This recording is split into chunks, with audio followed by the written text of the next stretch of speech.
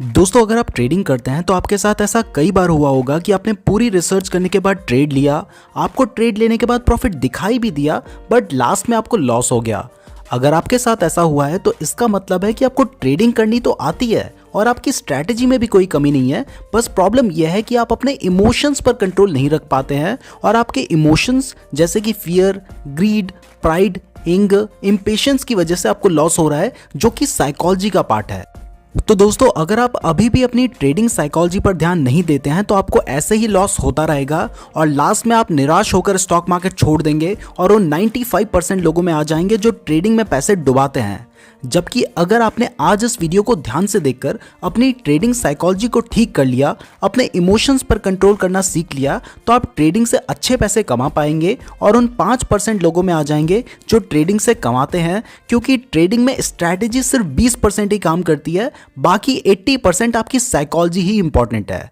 तो चलिए दोस्तों अब ट्रेडिंग की साइकोलॉजी को समझते हैं, लेकिन उससे पहले मैं आपको क्लियर कर दूं कि ये वीडियो सिर्फ एजुकेशनल पर्पसेस के लिए है। अगर आप ट्रेडिंग करते हैं तो अपने रिस्क पर करें और कभी भी लोन लेकर ट्रेडिंग ना करें, क्योंकि इससे आप बहुत बड़ी मुसीबत में पड़ सकते हैं। और दोस्तों वीडियो में आगे बढ़ने से पहले आपके लिए खुशखबरी भी है, और वो ये है कि अगर आपने हमारे लिंक के थ्रू अपना डीमैट अकाउंट खोला है, चाहे आपने एंजल में खोला हो, ज़ीरोधा में खोला हो या अप स्टॉक्स में खोला हो, बट हमारे लिंक के थ्रू अगर आपने अपना डीमैट अकाउंट खोला है तो आपको हमारी तरफ से टिकर टेप का 3 मंथ्स का फ्री सब्सक्रिप्शन मिल रहा है। उसको अवेल करने का लिंक डिस्क्रिप्शन पे दिया गया है। और अगर आपके पास अपना डीमैट अकाउंट नहीं है तो इस वीडियो के डिस्क्रिप्शन में मैंने आपको एंजल वन का लिंक दिया है, वहां से आप अपना बिल्कुल फ्री डीमैट अकाउंट खुलवा सकते हैं। और अगर आप ज़ीरोधा में अकाउंट खुलवाना चाहते हैं तो मैंने उसका लिंक भी डिस्क्रिप्शन पे दिया है। वहां पे अकाउंट ओपनिंग चार्जेस 200 रुपीज हैं, तो डिस्क्रिप्शन जरूर चेक कर लीजिएगा। और एंजल वन में तो अकाउंट बिल्कुल फ्री में खुल रहा है, तो वहां जरूर खुलवा लीजिएगा, क्योंकि इसके साथ आपको 3 महीने का टिकर टेप का फ्री सब्सक्रिप्शन भी मिलेगा। तो चलिए दोस्तों अब सबसे पहले जानते हैं कि ट्रेडिंग साइकोलॉजी होती क्या है। तो दोस्तों ट्रेडिंग साइकोलॉजी का मतलब माइंडसेट से है। जब आप ट्रेडिंग करते हैं तो आपकी ट्रेडिंग के हिसाब से आपके इमोशंस चेंज होते हैं। अगर आपको प्रॉफिट हो रहा होता है तो आप खुश होते हैं, अगर आपको लॉस हो रहा होता है तो आप दुखी होते हैं और आपको गुस्सा आता है। अब ये इमोशंस तो नेचुरल हैं, लेकिन जब आप इन इमोशंस की वजह से गलत डिसीजन लेते हैं, जैसे गुस्से में ट्रेड लेना या ये सोचकर ट्रेड लेना कि आपको अपना लॉस रिकवर करना है, तो ऐसी सिचुएशन में आपके जो डिसीजन होते हैं वो बाइस्ड होते हैं और ये बाइस्ड डिसीजन ही आपका लॉस करवाते हैं। इसे एक एग्जाम्पल से समझते हैं। मान लीजिए आपने 5,000 रुपए लगाकर एक ट्रेड लिया और उस ट्रेड में आपको प्रॉफिट होने लगा, आपका पैसा बढ़कर 7,000 हो गया। तो अब आप वेट करेंगे ये सोचकर कि थोड़ा और प्रॉफिट होगा तो बेचूंगा। तो मानते हैं कि थोड़ा और प्रॉफिट हो गया, आपका पैसा बढ़कर 8,000 हो गया। तो अब आपको लगेगा कि यार 2 मिनट में पैसा बढ़ के 8,000 हो गया है, तो वेट करता हूँ 10,000 हो जाएगा तब बेचूंगा, पैसा डबल हो जाएगा। तो मानते हैं थोड़ी देर में ही आपका पैसा बढ़ के 10,000 हो गया, यानी आपका पैसा डबल हो गया। तो अब आपके अंदर लालच आ जाएगा। आप ये सोचेंगे कि यार पैसा बढ़ के जब 2 मिनट के अंदर ही डबल हो गया या थोड़ी देर में ही डबल हो गया, तो अभी क्यों बेचूं, थोड़ा और वेट करता हूँ, क्या पता कितना प्रॉफिट हो जाए। तो अब आप और वेट करेंगे। मानते हैं कि थोड़ा प्रॉफिट और बढ़ के 11,000 हो गया, तो अब आप और वेट करते रहेंगे और आपका लालच बढ़ता जाएगा। जितना ज़्यादा आपका प्रॉफिट बढ़ेगा उतना ज़्यादा आपका लालच बढ़ेगा।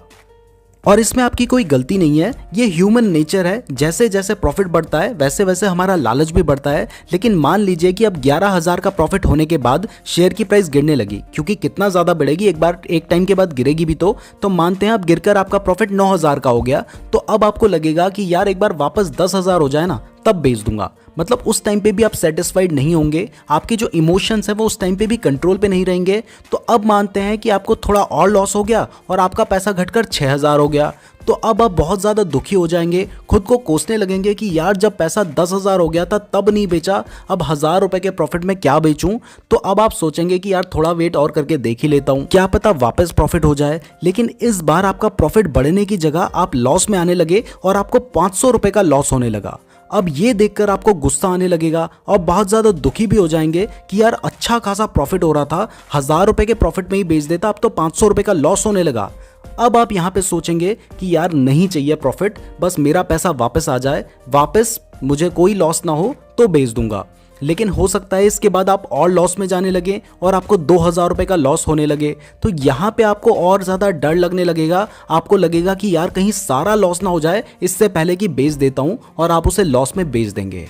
तो कहाँ तो आपको प्रॉफिट मिल रहा था, आपको प्रॉफिट दिखाई भी दिया था, लेकिन अल्टीमेटली आपको लॉस ही हो गया। अब इसके बाद भी आप रुकेंगे नहीं, आप दूसरा ट्रेड लेंगे और लॉस रिकवर करने की सोचेंगे। अब क्योंकि आप लॉस रिकवर करने की सोच रहे हैं तो फिर आप अपने इमोशंस पर कंट्रोल नहीं रखेंगे, जिसकी वजह से आपको और ज्यादा लॉस हो जाएगा और इस तरीके से आपको हमेशा लॉस होता ही रहेगा।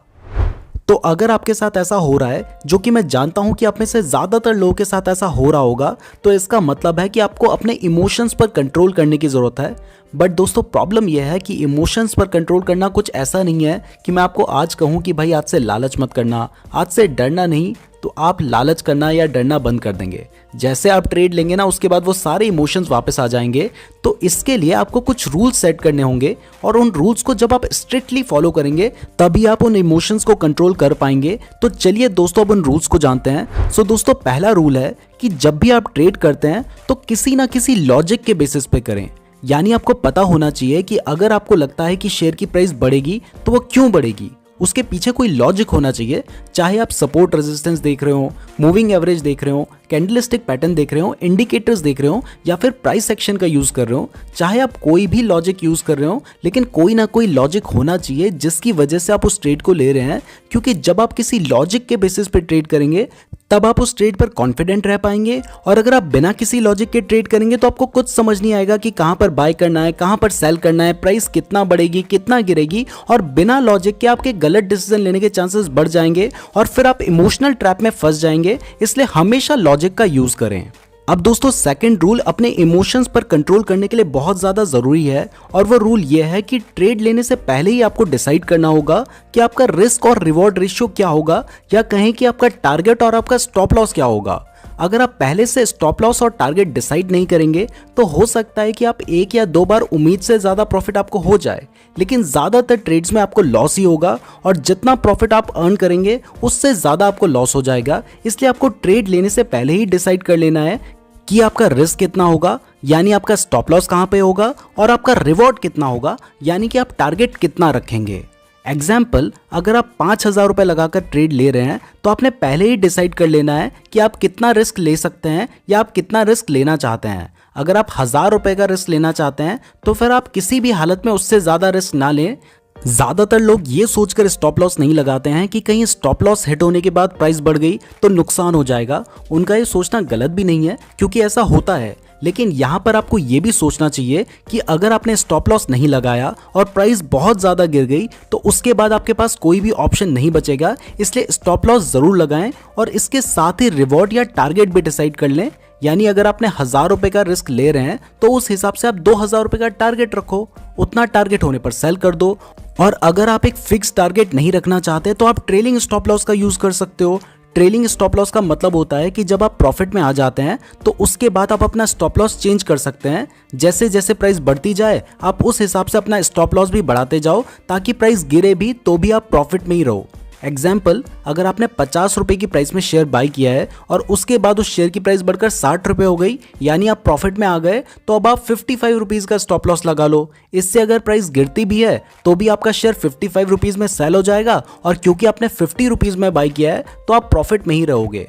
अब मान लीजिए कि शेयर की प्राइस बढ़कर 65 हो गई, तो अब आप अपना स्टॉप लॉस भी बढ़ाकर 60 कर दो। ऐसे जैसे जैसे प्राइस बढ़ती रहेगी आप अपना स्टॉप लॉस भी बढ़ाते जाओ, जिससे आप एक ट्रेड में मैक्सिमम प्रॉफिट ले पाएंगे। और इस तरह से ट्रेलिंग स्टॉप लॉस का यूज करके आप बेस्ट टारगेट डिसाइड कर सकते हैं। बट दोस्तों जो भी रिस्क और रिवॉर्ड रेशियो आप सेट करेंगे उससे भी लॉजिक के बेस पर ही सेट करें, ना कि अपने इमोशंस के बेसिस पर।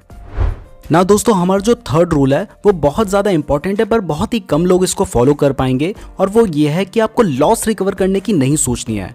अगर आप लॉस रिकवर करने की सोच रहे हो ना तो इसका मतलब है कि आप बायस्ड हो, आप किस्मत के भरोसे बैठे हो।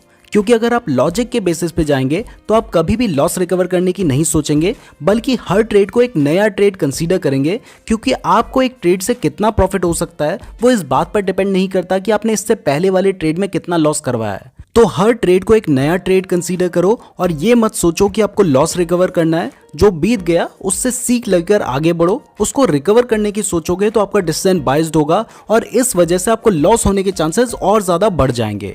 नाउ दोस्तों, फोर्थ रूल है कि अगर किसी स्टॉक की प्राइस बढ़ रही है तो उसमें सिर्फ ये सोचकर एंट्री ना लें कि उसकी प्राइस बढ़ रही है तो खरीद लेता हूं, मुझे भी प्रॉफिट हो जाएगा। क्योंकि ऐसे केस में जनरली आप तब एंट्री लेते हैं जब उसकी प्राइस बढ़ चुकी होती है और गिरने वाली होती है, और जैसे ही आप एंट्री ले लेते हैं उसके बाद प्राइस गिरने लग जाती है और फिर आपको लगता है कि स्टॉक मार्केट की आपसे पर्सनल दुश्मनी है, कोई बैठ के देख रहा है कि भाई इसने शेयर खरीद लिया तो अब शेयर की प्राइस गिरा देता हूं और इसका लॉस करवा देता हूं। तो ऐसा कुछ नहीं है, स्टॉक मार्केट की आपसे कोई भी पर्सनल दुश्मनी नहीं है। प्रॉब्लम यह है कि आप फोमो यानी फियर ऑफ मिसिंग आउट की वजह से ट्रेड ले रहे हैं। आप बहती गंगा में हाथ धोने की सोच रहे हैं और आपको डर है कि अगर आपने अभी ट्रेड नहीं लिया तो मौका हाथ से निकल जाएगा, और इस फोमो की वजह से आप बिना लॉजिक के ट्रेड ले रहे हैं और इसकी वजह से ही आपको लॉस हो रहा है। अगर ऐसा